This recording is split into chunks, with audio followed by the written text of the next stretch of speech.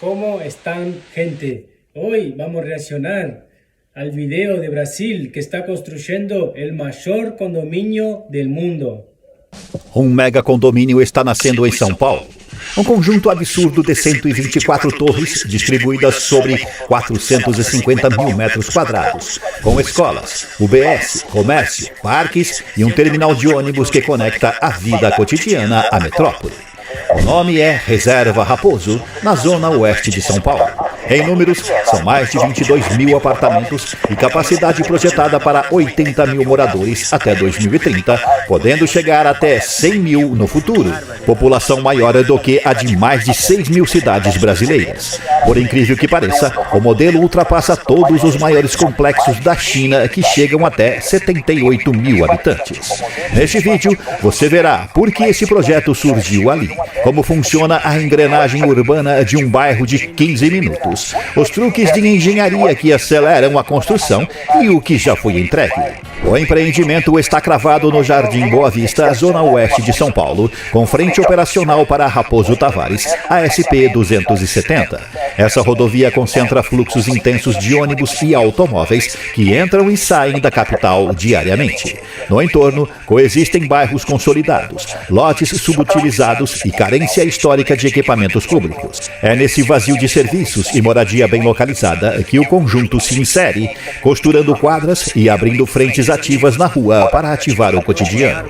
São Paulo convive com déficit habitacional e com a maioria dos empregos alinhada a eixos de transporte já existentes. A expansão periférica alongou trajetos e aumentou o custo da mobilidade diária. Produzir moradia próxima a corredores, onde a infraestrutura já está implantada, reduz pressão sobre novas redes e encurta deslocamentos.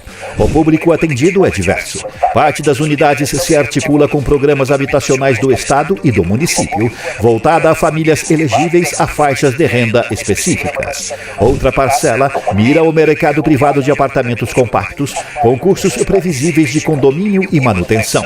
A lógica é evitar o condomínio dormitório. Dentro do perímetro surgem UBS, creches, escola, centro para idosos, biblioteca, quadras e parques. A mobilidade é estruturada para priorizar transporte coletivo e ativo.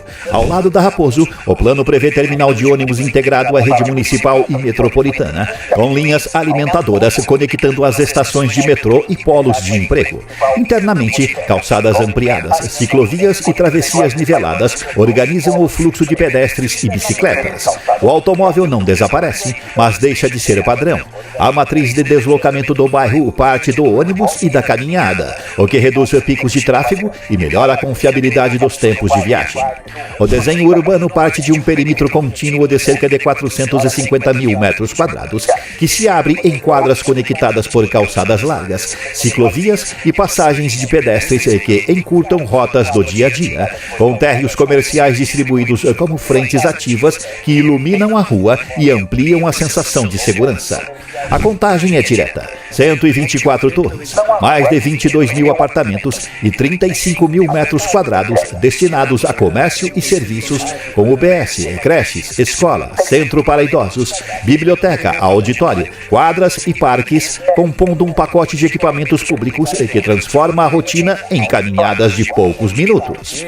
A lógica é de bairro de 15 minutos, operando em escala de cidade, onde o mix de usos reduz deslocamentos e cria massa crítica para o comércio local, enquanto o paisagismo forma corredores verdes que servem tanto de eixo de convivência quanto de infraestrutura hídrica. Jardins de chuva e parques lineares recebem e retardam o escoamento, alimentam áreas de infiltração e colaboram para microclima mais ameno, com fiação subterrânea que limpa a leitura visual e melhora a confiabilidade dos serviços. A mobilidade coletiva é peça estrutural, com área reservada para um terminal de ônibus integrado à rede municipal e metropolitana e com linhas alimentadoras conectando o bairro a estações de metrô e polos de emprego na zona oeste e no centro expandido. Internamente, a hierarquia muda. O pedestre tem prioridade. A bicicleta ganha trajetória contínua e o automóvel fica em bolsões e subsolos que liberam fachadas ativas e calçadas desobstruídas, o que suaviza picos de tráfego e estabiliza tempos de viagem. As tipologias residenciais foram pensadas para perfis variados, combinando unidades compactas de custo mensal mais leve e apartamentos maiores para lares que precisam de mais quartos, sempre com o espaço público funcionando como extensão da casa. O lazer privado divide protagonismo com praças, parques lineares e equipamentos esportivos, o que tira a pressão das áreas condominiais e mantém as ruas vivas ao longo do dia.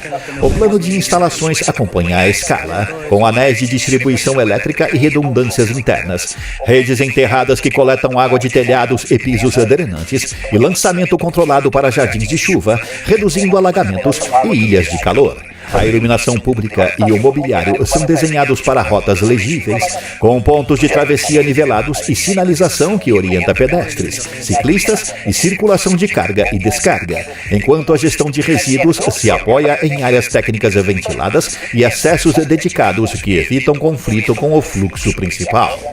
A implantação começou por frentes estratégicas que criam massa crítica, com fases iniciais ancoradas por programas habitacionais e entrega de vias internas, paisagismo primário e mobiliário urbano básico, de modo que as primeiras chaves viessem acompanhadas de serviços reais e não apenas de torre isolada.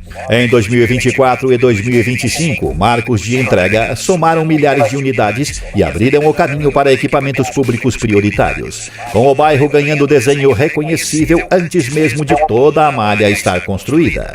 No canteiro, a engenharia trabalha em cadência industrial, com segmentação por frentes simultâneas que sustentam dezenas de estruturas no ar ao mesmo tempo e com formas trepantes, gruas de grande porte e centrais de concreto que alimentam ciclos de pavimentação repetíveis. O fluxo é padronizado, armação pré-moldada, concretagem cronometrada, cura controlada, desmontagem de forma e subida do próximo lance, enquanto o BIM antecipa interferências entre estrutura e instalações, reduzindo o retrabalho e transformando milímetros de desvio em ajuste digital e não em obra refeita. A logística interna funciona como linha de produção, com vias temporárias sinalizadas, janelas de recebimento para insumos pesados, baias de armazenamento a poucos metros dos pontos de içamento e turnos organizados por janela de vento e temperatura, o que permite manter produtividade mesmo com múltiplas torres em fases diferentes. O controle de qualidade roda como protocolo repetido, ensaios de resistência e estanqueidade, inspeção de planicidade e checklist de instalações, garantindo que a torre que sai do forno 1 tenha o mesmo padrão da torre que sai do forno 40. À medida que as residências avançam, a infraestrutura pública se encaixa, com a UBS em implantação programada para acompanhar o crescimento populacional, creches e escola abrindo matrículas progressivas por turma e praças e parques lineares entregues por trechos que conectam fases e oferecem permanência mesmo durante a obra. O comércio de proximidade entra em operação por ondas, priorizando serviços essenciais como mercados, padarias e farmácias, depois academias, papelarias e restaurantes, para que a rua se mantenha ativa e a dependência de grandes deslocamentos reduza mês a mês.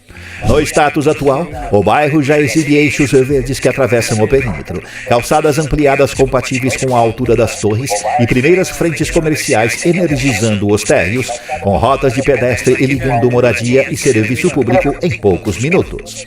Onde havia lote fragmentado, agora há um tecido contínuo que opera como bairro, com horários de carga e descarga definidos, sinalização consolidada e vigilância natural gerada pelo uso constante, o que aumenta a sensação de segurança e reduz conflitos de circulação.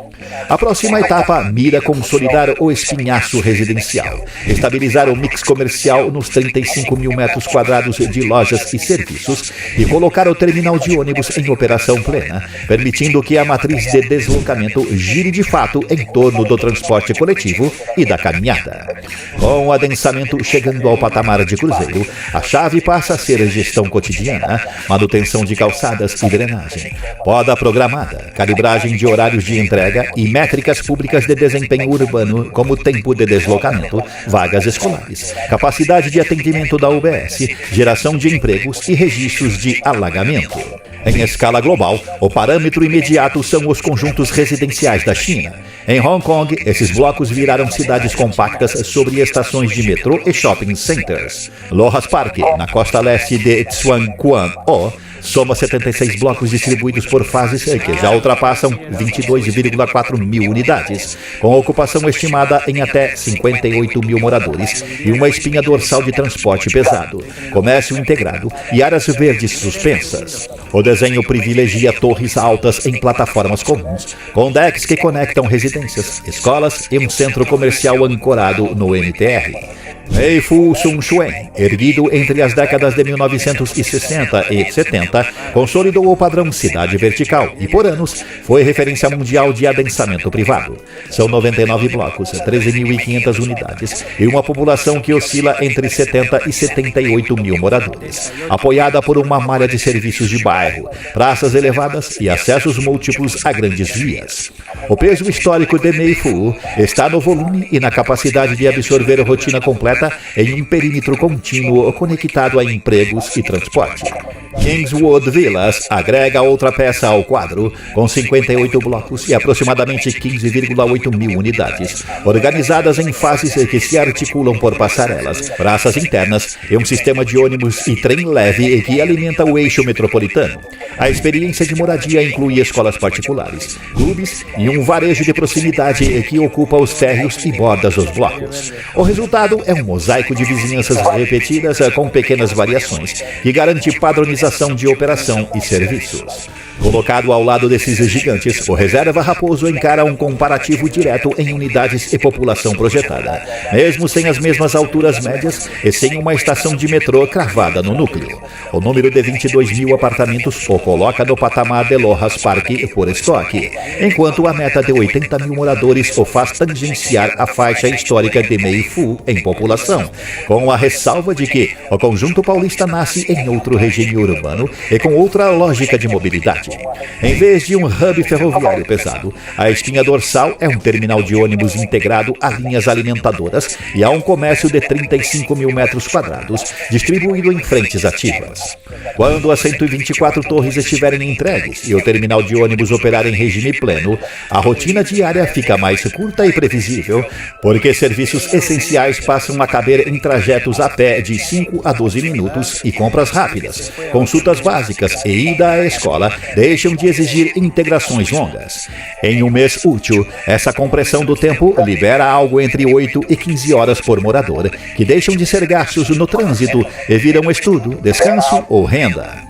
A matriz de deslocamento muda de perfil, com caminhada e bicicleta respondendo por 45 a 60% das viagens curtas internas e o ônibus por 25 a 35%, enquanto o automóvel vira apoio e não regra. Na prática, as viagens de carro por domicílio caem de algo como 1,4 e 1,8 para 0,8 e 1,2 por dia, e somadas aos 22 mil lares, retiram das vias entre 13 mil e 22 mil viagens de automóvel por dia, o que ajuda a estabilizar os tempos de ônibus nos horários de pico. O bolso sente o efeito de imediato, porque a menor dependência de aplicativos e integrações pagas corta de 15 a 30% da despesa mensal com transporte por família.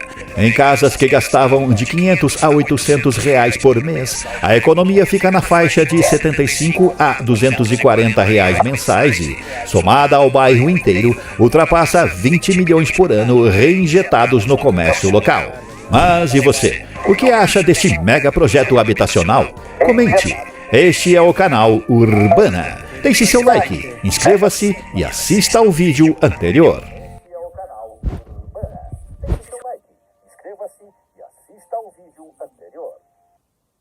Vemos gente en el próximo contenido inmobiliario. Saludos.